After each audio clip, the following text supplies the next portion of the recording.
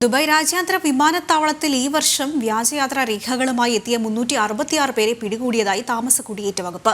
വ്യാജന്മാരെ കണ്ടെത്താൻ അത്യാധുനിക സംവിധാനങ്ങളാണ് സജ്ജീകരിക്കുന്നതെന്ന് അധികൃതർ വ്യക്തമാക്കി.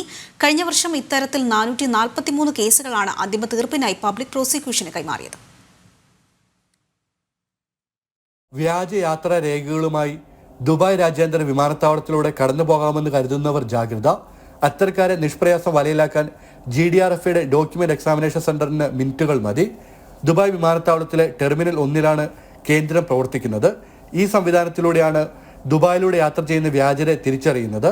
രേഖ തിരിച്ചറിയാൻ സഹായിക്കുന്ന അത്യാധുനിക സംവിധാനങ്ങളാണ് ഇവിടെയുള്ളത്.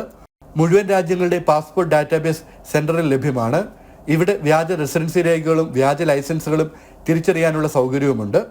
വ്യാജ പാസ്പോർട്ട് തിരിച്ചറിയാൻ പ്രത്യേകം പരിശീലനം ലഭിച്ച ഉദ്യോഗസ്ഥരാണ് സെന്ററിൽ ജോലി ചെയ്യുന്നതെന്നും പാസ്പോർട്ടിൽ ഏതുതരം കൃത്രിമം കാണിച്ച് ദുബായിലെത്തിയാലും പിടിയിലാകുമെന്നും താമസ കുടിയേറ്റ വകുപ്പ് അധികൃതർ അറിയിച്ചു.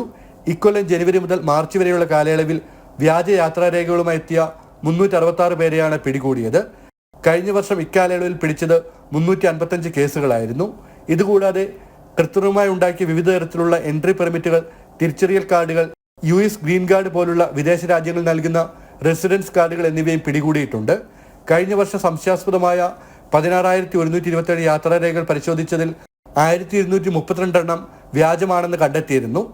കേസുകളുടെ സ്വഭാവം അനുസരിച്ച് 443 കേസുകൾ പബ്ലിക് പ്രോസിക്യൂഷന് കൈമാറിയിട്ടുണ്ടെന്ന് ദുബായ് എയർപോർട്ടിലെ പ്രത്യേക ഡോക്യുമെന്റ് പരിശോധനാ കേന്ദ്രത്തിലെ മുഖ്യ ഉപദേഷ്ടാവ് അഖിൽ അഹമ്മദ് അൽ നജാർ അറിയിച്ചു. ജനം, ദുബായ്.